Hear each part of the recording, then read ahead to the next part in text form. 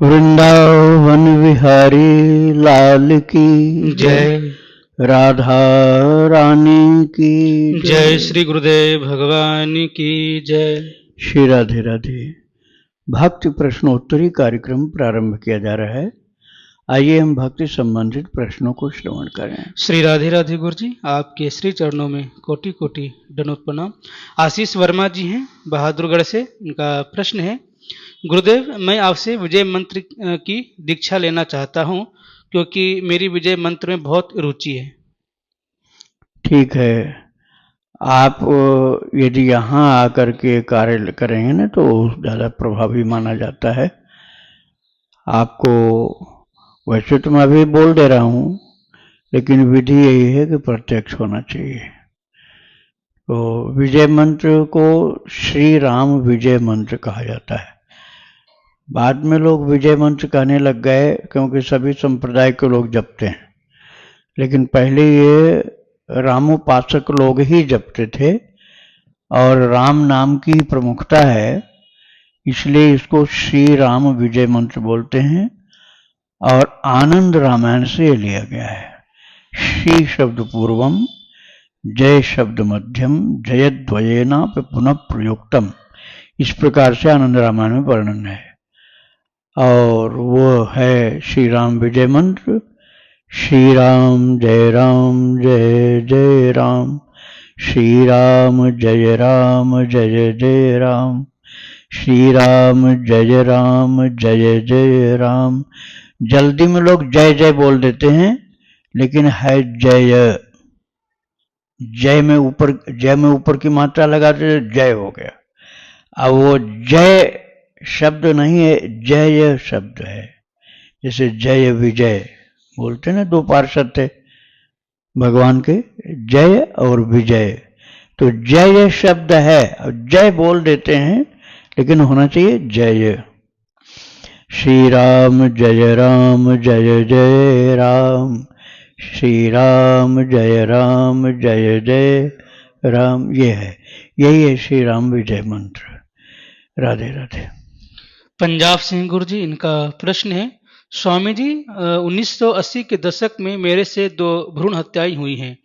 एक जो पहला था वो भ्रूण हत्या 1 महीने का था तब हुआ है, और दूसरा 2 महीने का था तब हमने भ्रूण हत्या किया था। तो मैंने उसके लिए गया जी में जाकर के उनका श्राद्ध और पिंडदान भी करवाया था। कृपया बताइए इस पाप से मुक्ति के लिए मुझे और क्या करना चाहिए, आपकी अत्यंत कृपा होगी। बस केवल एक ही उपाय है। भगवान ने कहा है विभीषण के प्रसंग में, विभीषण की शरणागति के प्रसंग में राम जी ने कहा है, सन्मुख होय जीव मोहि जबहि, जन्म कोटि अघनाशहु तबहि। और प्रभु ने कहा कि कोई यदि मेरे सम्मुख हो जाए, अर्थात शरणागत हो जाए, तो उसके करोड़ों जन्म का पाप मैं काट देता हूँ, खत्म कर देता हूँ। यहां तक कि कह दिया कि कोटि विप्रबध लागहि जेहु, कोटि विप्रबध लागहि जाहु, आए शरण तजहु नहीं ताहु।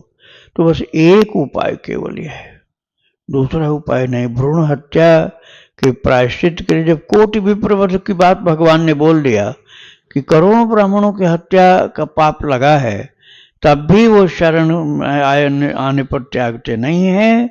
और फिर ये भी कहते हैं, सन्मुख हो जीव में जब जन्म कोटि अघ नाश हो, तो उसका पाप काट देते हैं। इसके अलावा दूसरा उपाय नहीं। अब आप शरणागति को इतना हल्का फुल्का मत लीजिए। ये नहीं है कि आपने बोल दिया कि प्रभु मैं आपके शरणागत हूं और जीवन को ऐसा नहीं बनाया तो शरणागत आप नहीं हुए। प्रयोग तो इस प्रकार से शुरू होता है कि बोलना ही पड़ता है। शक्रदेव प्रपन्नाय तवास्मीति च याचते, अभयम सर्वभूतेभ्यो ददामि तद्व्रतम। वाल्मीकि रामायण में है कि उस जीव को ये कहना होता है क्या, तवास्मि तवास्मि प्रभु, तवास्मि तवास्मि। तवास्मि का क्या अर्थ हुआ, तवास्म हम तव तवास्मि, मैं आपका हो गया, अब मैं आपका हो गया, केवल आपका हो गया, अब मेरा पूरा जीवन केवल आपके लिए रहेगा और मेरा व्यक्तिगत स्वार्थ भी नहीं होगा, न और किसी के लिए होगा, केवल आपके लिए ही जीवन जीऊंगा और मरूंगा। यह है शरणागत। भगवान के अनुकूल जो चीज हो वही ग्रहण करना, प्रतिकूल हो उसको त्याग देना, और भगवान मेरे हैं, मैं उनका हूं, इस विश्वास के साथ ये विश्वास पक्का कर लो कि वो हमारी हमेशा रक्षा करते हैं, और अपनी भक्ति को छिपा करके रखना। जो कुछ भी भगवान ने दिया है सब उनके लिए अर्पण कर देना। कर पाओगे इतना? शरणागति कहाँ से स्वीकार कर लोगे? बहुत बैरागी साधु हो, बहुत सच्चा भक्त विश्वासी हो, तब सब कुछ भगवान के लिए अर्पण कर सकते हैं। नहीं तो परसेंट देखता है, 1%, 2% ऐसे करते। किसी जमाने में 10% देखते थे। तो आत्मनिक्षेप कार्पण्यम षड्विधा शरणागति ही। शरणागति के लिए नारद जी महाराज कहते हैं पांचरात्र ग्रंथ में, आत्मनिक्षेप, अपना जो कुछ है सबको निक्षेप कर दिया भगवान के लिए, कुछ बचा के ही नहीं रखा, तब शरणागत हुआ।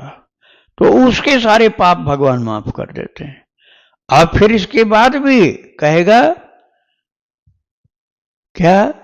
आत्मनिक्षेप कार्पण्यम, अर्थात प्रभु मैंने कुछ नहीं किया, मेरे पास करने का दम कहाँ, बुद्धि कहाँ, ये तो आपकी कृपा से शरणागति हुई, नहीं तो मैं शरणागत भी नहीं हो सकता था। अर्थात दीनता बनी रहेगी, अभिमान शून्यता बनी रहेगी, करेगा सब कुछ समर्पण का कार्य और फिर भी निराभिमानी बना रहेगा। तब ऐसे शरणागत में कितना ही पाप हुआ सब माफ हो जाता है, प्रभु माफ कर देते हैं। आप लोग ऐसे बैठो जैसे मैं बैठा हूँ, सावधान से श्रवण करने की मुद्रा में। तो ये प्रश्न का उत्तर हो गया। अगला प्रश्न कार्तिक सोनी जी, इनका प्रश्न है, स्वामी जी मेरा घर है वास्तु के हिसाब से गलत है। ईशान कोण में टॉयलेट है और भगवान का रूम जो है अपोजिट साइड में है। तो मेरी माता श्री इसी बात को सोच करके परेशान है, लेकिन मुझे भगवान पर पूर्ण विश्वास है कि जो भी होगा प्रभु की इच्छा से होगा, प्रभु जो चाहते हैं वही होगा। अच्छा, 50 साल पहले जब जंगल में टट्टी करने जाते थे तो कौन सी दिशा में वो शौचालय होता था? 50 साल पहले जाते थे कि नहीं? 50 साल पहले कहीं बड़ा शहर होगा तो 100 साल पहले मान लो, 100 साल पहले सब जंगल में जाते थे शौच के लिए, वहां कौन सी दिशा में शौचालय होता था? अरे ये वास्तु दोष वाली जो बात है, जो भक्तिहीन है अर्थात भक्ति करता ही नहीं, उसी के लिए है केवल। यदि आप भक्ति करते हो तो वास्तु दोष आपको छू भी नहीं सकता है, चाहे कितने गंदगी के बीच में बैठे हो आप, कितनी गंदगी के बीच में बैठे हो और ठाकुर जी से लव लगी हुई है, लगातार प्रभु का नाम जप रहे हो और भगवान का ध्यान हो रहा है, स्मशान में बैठे हुए हैं शिव जी, कहाँ उनको वास्तु दोष छू रहा है? वास्तु दोष उन्हीं को लगता है ना जिनके भक्ति में बल बिल्कुल भी नहीं, अर्थात नास्तिक जो हैं, जो नास्तिक हैं उन्हीं के लिए वास्तु दोष होता है और लोगों के लिए, भक्तों के लिए नहीं होता है। राधे राधे। नीतू जी, इनका प्रश्न है, महाराज जी 3 मार्च संध्या के समय सूर्य ग्रहण बताया है आपने, 1 घंटे का सूर्य अस्त होते ही शुरू हो जाएगा, 1 घंटे तक रहेगा। आपने कीर्तन के लिए कहा है, तो क्या इस समय मैं गुरु प्रदत्त मंत्र जप कर सकती हूँ या नाम जप या कीर्तन, क्या करना, कृपया मार्गदर्शन करें। हाँ, दीक्षा मंत्र आप जप कर सकते, बहुत अच्छा होगा, 100 गुना फल होता है। 1 माला जप करेंगे 100 माला के बराबर उसका फल मिलेगा, किंतु वो मानसिक होगा, वो हाथ में माला लेके होगा। हाथ में माला लीजिए, जो गुरु मंत्र है उसको मानसिक जप करिए। यदि आपके घर में कोई भी दूसरा नहीं, आप अकेले ही हो, तो आप बोल के भी कर सकते हो, किसी को सुनाना नहीं चाहिए दीक्षा मंत्र। और नहीं आपकी दीक्षा हुई तो प्रभु का नाम जपो आप, हरे राम राम राम हरे हरे, हरे कृष्ण कृष्ण कृष्ण हरे हरे। 1 माला किया 100 माला का फल मिलेगा। ग्रहण काल में, ग्रहण काल की बात है, और मैंने बताया है सूर्यास्त होने के बाद अर्थात सूर्यास्त होते ही शुरू हो जाएगा ग्रहण काल, चंद्रमा का ग्रहण है और ठीक 1 घंटा तक रहेगा, उसके बाद ग्रहण समाप्त। सूतक लग जाएगा ग्रहण से 9 घंटा पहले, ग्रहण शुरू होने के 9 घंटा पहले सुबह लग जाएगा। उसको आप टाइम देख लेना कि सूतक कितने बजे लग रहा है। अब मैंने अभी देखा नहीं कितने बजे सूतक लग रहा है, इसलिए मैं बता नहीं पा रहा हूँ, एक्यूरेट नहीं बता पा रहा हूँ। तो लेकिन ग्रहण हमारे देश में, भारतवर्ष में 1 घंटा ही लगा रहेगा। और देशों की बात, जैसे आप पश्चिम में चलते जाओ, पाकिस्तान, अफगानिस्तान उस तरफ, तो ग्रहण लगेगा ही नहीं, क्योंकि वहां सूर्यास्त बाद में होगा। जैसे अब लंदन में ग्रहण लगेगा ही नहीं, क्योंकि उधर सूर्यास्त बाद में होगा। अब इधर चीन की तरफ जाओ तो बहुत पहले ग्रहण लग चुका होगा, और यहाँ 1 घंटा होगा कम से कम, वहाँ 4-5 घंटा का ग्रहण होगा। तो वो हर जगह का एक जैसा टाइम नहीं होता है, टाइम के अनुसार ग्रहण छोटा बड़ा होगा। भारतवर्ष में 1 घंटा का ही है। उस समय पूरा का पूरा टाइम आप जप में लगाओ, पूरा 1 घंटा जप में लगाओ, दूसरा काम नहीं, खाना पीना नहीं। छोटा सा कन्हैया है तो उसको आप भले गोद में ले लो, नहीं सुलाओ, और ग्रहण लगने के पहले कुछ खिला पिला दो। लेकिन बड़ा मंदिर जैसे अपने यहाँ है या और भी कोई, तो वहाँ पर्दा लग जाता है, सूतक लगते ही पर्दा लग जाता है, और ठाकुर जी को खिलाना पिलाना ग्रहण के बाद में होता है। और लड्डू गोपाल नन्हे से हैं तो उनको आप कुछ खिला पिला, गोद में लिटा लो, सुला दो, बाद में फिर उनको थोड़ा जल से हल्का सा स्नान करा लेना सीजन के अनुसार। तो ग्रहण काल में बातचीत बिल्कुल नहीं करना। कथा सुनते हुए जप कर सकते हो आप, आपको जप करने में मान लो नींद आती है तो आप कथा सुनते जाओ और जप करते जाओ, किंतु बिना कथा के भी यदि आप जप कर सकते हो तो एक धुन बांध दो पूरा 1 घंटे की, बीच में आधा मिनट का भी रेस्ट नहीं, तो आपका जप बहुत लाभ का हो जाएगा। मान लो 100 माला आपने कर लिया तो 100 का 100 गुना कर दो, 10,000 माला हो गया। तो इस तरह से थोड़ी मेहनत में लाभ ज्यादा हो रहा है, तो इस मौके को चूकना नहीं आप लोग। श्री राधे राधे। अर्चना जी हैं बेंगलोर से, इनका प्रश्न है, महाराज जी मैं आध्यात्मिक मार्ग में चलना चाहती हूँ, शास्त्र में जैसा लिखा है वैसा जीवन चलाना चाहती हूँ, पर मेरे पति मुझे ऐसा चलने नहीं देते हैं, मैं क्या करूँ? मैं नाम जप, सत्संग, नाम लेखन सब करती हूँ, लहसुन प्याज खाती हूँ, वो भी मैं छोड़ना चाहती हूँ, पर मेरे पतिदेव मुझे छोड़ने नहीं देते हैं। आप कृपया कोई मार्ग बताएं, आपका सत्संग और भक्ति चरित्र दोनों सुनती हूँ मैं। ये तो बहुत अच्छा आप सुनते हैं, लेकिन इतना आपको और ऐड करना पड़ेगा इसमें। यदि कोई बड़ा इंटरेस्टिंग, बहुत ज्यादा मन को आनंदित करने वाला कोई प्रसंग आ गया तो उतना उनको सुनाओ, पूरा मत सुनाओ, शायद न सुने हो। तो बहुत ज्यादा आनंदवर्धक कोई छोटा सा प्रसंग हो तो उतना हिस्सा उनको भी सुनाओ जो उनको अच्छा लगे, उतना। और कीर्तन घर में करो, कीर्तन में उनको इतना ही प्रार्थना करो कि आप बैठ जाया करो, बैठ जाओ, नहीं बोलें शायद शुरू में, क्योंकि कुसंग का असर ज्यादा रहता है। और फिर उसके बाद धीरे धीरे बोलने लग गए तो उनसे कहो कि आप भी बोला करो। तो यदि घर में कीर्तन आपके होने लग गया, कम से कम आधा घंटा चाहिए, इससे कम नहीं। और मान लो दूसरे लोग उठ गए तो उठ जाए, तुम आधा घंटा करते रहो, तो आधा घंटा से कम नहीं होना चाहिए। तो एक तो वास्तु दोष खत्म हो जाएगा, दूसरे आहार शुद्धि हो जाएगी, और आपके अंदर भजन का बल आने लग जाएगा, और जो विरोध करने वाले लोग वो विरोध करना बंद कर देंगे। इतना फायदा होगा आपको। आप भक्त चरित भी सुनिए, लेकिन उनको भक्त चरित नहीं सुनते हैं तो एक छोटा हिस्सा ही सुनाइए जिसमें उनको बहुत अच्छा लगे। जैसे मान लो कोई आधुनिक विचारों का ज्यादा है, जिससे पाश्चात्य सभ्यता का लोग बोलते हैं, तो उसको सुनाइए रोनाल्ड निक्सन जी की चरितावली, रोनाल्ड निक्सन जी की चरितावली भक्ति आश्रम, उसको सुन करके बिल्कुल दिमाग खुल जाएगा उनका कि क्या बात है, हम तो जानते नहीं थे।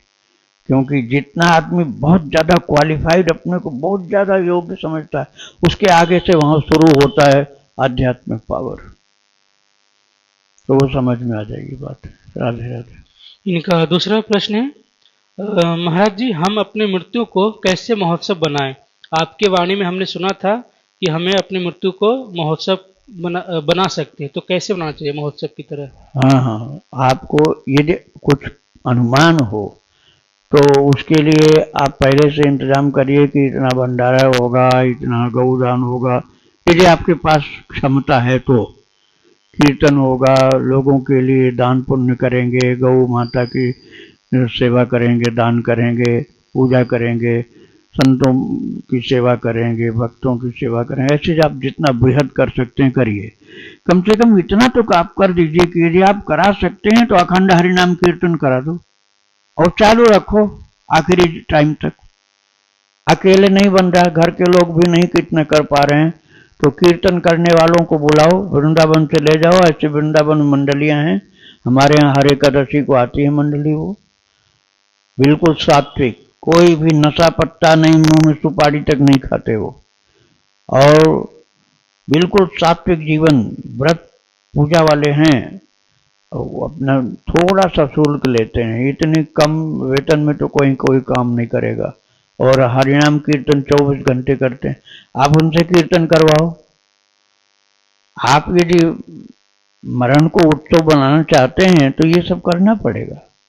ऐसा नहीं कि मन में सोच लिए सब हो जाएगा, प्रैक्टिकल करना पड़ेगा, और प्रैक्टिकल करेंगे तभी वो महोत्सव हुआ, नहीं तो कहाँ हुआ। तो आपको ये करने के लिए अभी से लग जाना है, तो मरण काल के पहले ही आपका जीवन ही महोत्सव हो चुका होगा। अब आप सोचोगे जिस दिन मरना होगा उस दिन कर लेंगे, पता ही नहीं चलेगा कब मर गए और सब रह गया बकाया। श्री राधे राधे। अनुराग जी, इनका प्रश्न है, महाराज जी, आपने बताया था कि भगवान का प्रसाद पाने के बाद कुल्ला आचमन करना अपराध है। वास्तव में मेरा प्रश्न था कि अगर भोजन भी भगवान को भोग लगा के पाया हो तो उसके बाद भी बस थोड़ा जल पीकर शुद्ध होना चाहिए, आचमन आदि नहीं करना चाहिए? आचमन का मतलब जल पीना ही तो हुआ। अरे छोटा सा आधा चम्मच पीते हो, उसकी जगह आधा गिलास पी लो और बढ़िया आचमन हो गया, तुम्हारा मुख शुद्धि भी हो गई। हाँ, बस उसको थूकते हो नहीं प्रसाद को। अब भगवान का भोग प्रसाद पाया और मुंह में उसको हिला के बाहर थूक दिया तो प्रसाद का अपमान नहीं होता है क्या? तुम कहते हो मुख शुद्ध हो रहा, हम तो कह रहे हैं भगवान का प्रसाद का कण तुम फेंक रहे हो कूड़ा में।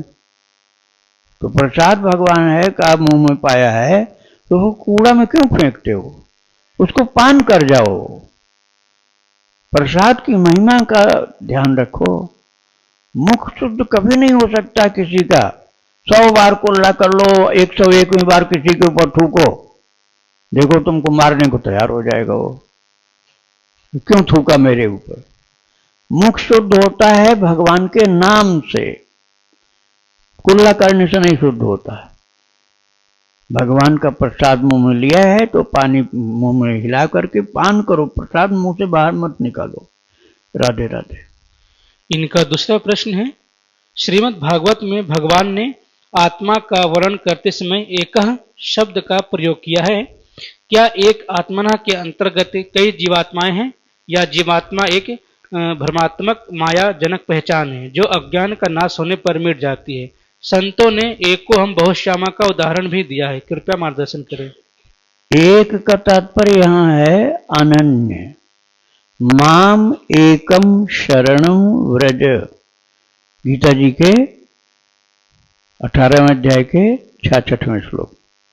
माम एकम शरणम व्रज, एक मेरी शरण, अर्थात अनन्य होना, एकाकी, एक भगवान को ही अकेले में भजना। या एक से मतलब अनन्यता का है। जैसे तुम भैरव को ही पूजा करे आए, वहां जाकर शराब चढ़ाए आए और कह रहे हम तो कृष्ण भक्त हैं, ये नहीं चलेगा। भैंसा काटते हैं पूरब में आसाम में है कोई देवी का मंदिर है कामाख्या, अब वहाँ कह रहे हो हम तो वहाँ के मेंबर हैं, तो काहे के कृष्ण भक्त हो, तुम भैंसा कटवा रहे हो, जाके मुर्गा कटवा रहे हो। अरे जब सब जीवों की माता है देवी, तो क्या भैंसे की माता नहीं है, क्या मुर्गे की माता नहीं है? देवी के नाम पर ये हत्या करना ये उपयुक्त नहीं है। यदि तुम कृष्ण भक्त हो, राम भक्त हो, तो तुम्हारा जीवन सात्विक होना चाहिए, हिंसा युक्त नहीं होना चाहिए। मैं उनकी बात नहीं कर रहा हूं जो शाक्त लोग हैं, लेकिन आप वैष्णव यदि हो तो वैष्णव को सात्विक जीवन ही जीना पड़ेगा। जीवे दया, महाप्रभु चैतन्य ने कहा है, वैष्णवे सेवा जीवे दया नामे रुचि, नाम में रुचि हो, भगवान के नाम में रुचि हो, हर जीव के लिए दया का भाव हो, और जो भक्त हैं उनकी सेवा का मन में प्रेम होना चाहिए, लगन होनी चाहिए। वैष्णव सेवा जीव दया नामे रुचि। राधे राधे। मोहन ठाकुर जी, इनका प्रश्न है, महाराज जी, मैं राधा कृष्ण का नाम जप करता हूँ। रामचरितमानस में लिखा है, भाव कुभाव अनघ आलस हूँ, नाम जपत मंगल दिशि दस हूँ। मैं इस बात को मानकर अपना कार्य करते हुए जीव से राधा कृष्ण नाम जपता हूँ, पर उस समय ध्यान या भाव नहीं बनता। साथ ही उच्चारण के समय कृष्ण के जगह अंत में ण नहीं आता है, ण के जगह न आता है, तो उसका उच्चारण करता हूँ कृष्ण बोलकर, यानी मैं ण का उच्चारण न करके न बोलता हूँ, तो क्योंकि मुझसे ऐसा ही उच्चारण बनता है, तो क्या यदि बिना भाव के और बिना शुद्ध उच्चारण के नाम जप करें तो भी नाम का फल मिलेगा? केवल पुरस्चरण जो करते हैं ना, उन्हीं के लिए उच्चारण दोष नहीं होना चाहिए।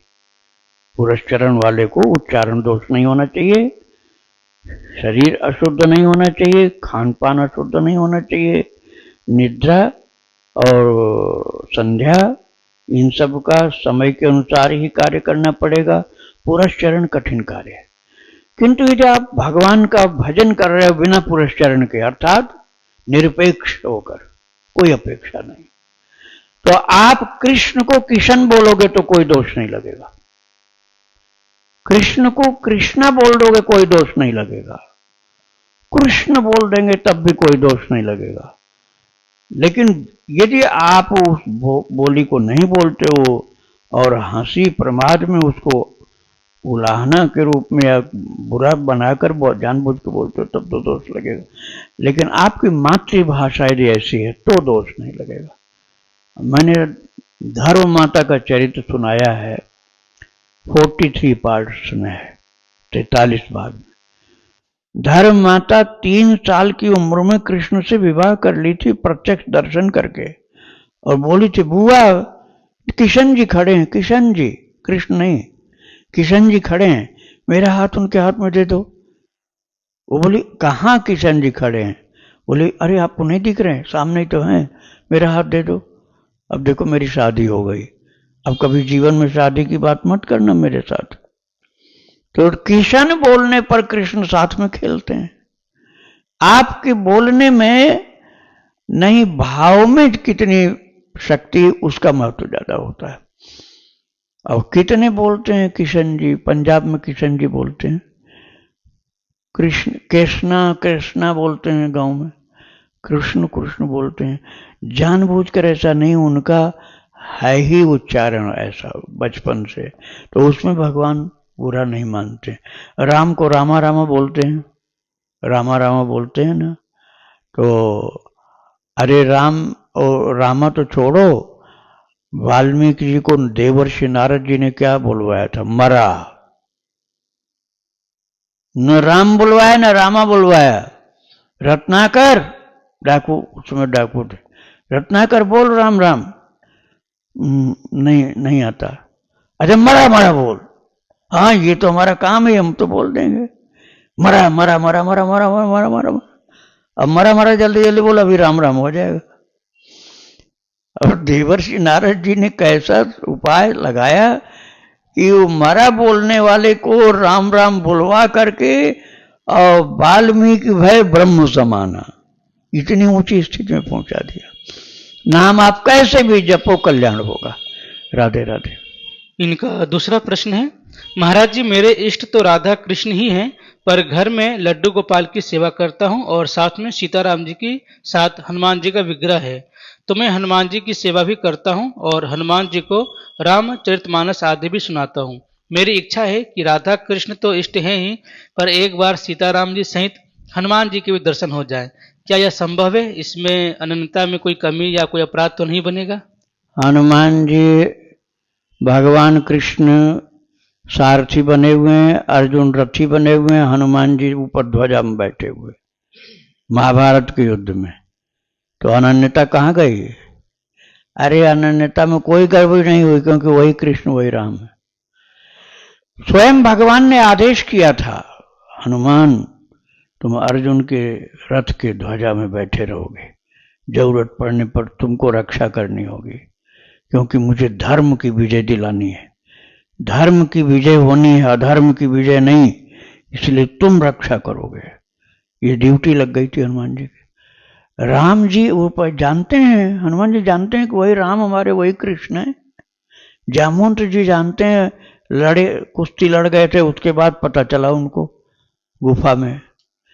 तो जो जानता है ना, उसके लिए अनन्यता वाली गड़बड़ी नहीं आती है। और हनुमान जी तो सदा भगवान के ही साथ रहते हैं, तो आप हनुमान जी की भक्ति कर सकते हैं, क्योंकि सीतापति सेवक सेवकाई, कामधेनु सय सरिस भलाई। सीतापति के सेवक की सेवा करो तो सैकड़ों कामधेनु से भी ज्यादा वरदान मिलेगा। तो सीतापति के सेवक कौन है? हनुमान जी। उनकी सेवा करो, राम जी खुश हो जाएंगे। राधे राधे। इनका अगला प्रश्न है, महाराज जी मेरा भगवान में कोई एक भाव नहीं है। कभी सखी भाव से, तो कभी सखा भाव से, तो कभी वात्सल्य भाव से सेवा करता हूँ, पर नाम जप करता हूँ, यह मानकर कि ठाकुर जी आगे की व्यवस्था करेंगे। तो क्या यह सही है? ऐसा तुलसीदास जी लिखते हैं, मोह तो ही नाते अनेक, मानिए जो भावे, ज्यों त्यों तुलसी कृपालु, शरण शरण पावे। प्रभु हमारे आपके बीच में बहुत सारे रिश्ते हैं, आपको जो अच्छा लगे वही मान लेना। आप भगवान को प्रेम करो। प्रेम आप प्रेम करोगे ना, तो देखने में भले आपको किसी दूसरे को लगे अरे ये कैसा प्रेम, लेकिन प्रेम का निराला ही रंग होता है। प्रेम से लड्डू खिलाओ, और जो पिताजी होंगे या घर में माता जी होंगी, कहेगा अरे लड्डू खिला रहे हो, बहुत ज्यादा शुगर है इसको, मर जाएगा ये। लड्डू खींच करके हाथ से फेंक दिया। अब बताओ, लड्डू खिलाने वाला भी प्रेमी है और लड्डू फेंकने वाला भी प्रेमी है। क्रियाएं देखने में विपरीत हैं, लेकिन प्रेमी दोनों हैं। तो क्रिया का महत्व नहीं, भाव का महत्व ज्यादा है। हनुमान जी के लिए एक ने छप्पर डाला कि हनुमान जी धूप में खड़े रहते हैं, वर्षा में भीगते रहते हैं, जाड़े में कांपते हैं, अरे छप्पर तो डाल दो, पानी तो न गिरे, ओला तो न पड़े। अब एक संत ने छप्पर डाल दिया, जंगल में हनुमान जी थे, अब वो चले गए। फिर दूसरा साधु आया, उसने कहा बताओ यहाँ तो कोई रहता नहीं, अब कोई पागल आग लगा गया छप्पर में तो हनुमान जी जल जाएंगे, इसलिए फेंको इसको उठा के छप्पर को। और बनाया हुआ छप्पर उठा के फेंकवा दिया कि कोई आग लगा जाएगा तो हनुमान जी जल जाएंगे। अब छप्पर बनाने वाला भी भक्त है, वो भी प्रेमी है, और जिसने तोड़ ताड़ के फेंक दिया वो भी प्रेमी है हनुमान जी का। भाव की प्रमुखता है, तो आप भाव से भगवान से जुड़े रहो, जो भी रिश्ता होगा उसी से कल्याण हो जाएगा आपका। राधे राधे। राधे श्याम बाबा। बाबा मीराबाई सा के गिरधर गोपाल के दर्शन कहाँ पे हो सकते हैं? मीराबाई का देखो, एक तो चित्तौड़ के किला में मंदिर है, और एक यहाँ भी है, यहाँ शालिग्राम जी हैं, वृंदावन में मीरा जी का मंदिर है, चीरघाट के निकट में है। तो वहाँ पर शालिग्राम जी हैं मीराबाई के, और जो चित्तौड़ में मंदिर है वहाँ उनके गिरधर गोपाल का दर्शन होगा। चित्तौड़ के किला में वो उनके जो लौकिक पति जिनके साथ शारीरिक संबंध नहीं था, लेकिन लोगों की दृष्टि में यही था कि भोजराज के साथ शादी हुई। अब हुई थी शादी भगवान कृष्ण द्वारकाधीश के साथ शादी हुई थी, लेकिन देखने वाले समझ रहे थे भोजराज के साथ शादी हो रही है। तो भोजराज बहुत भक्त था। उन्होंने ही वो मंदिर बनवाया था मीरा जी के लिए। वहीं पर उनकी स्मृतियां विराजमान है। श्री राधे राधे। वृंदावन बिहारी लाल की जय।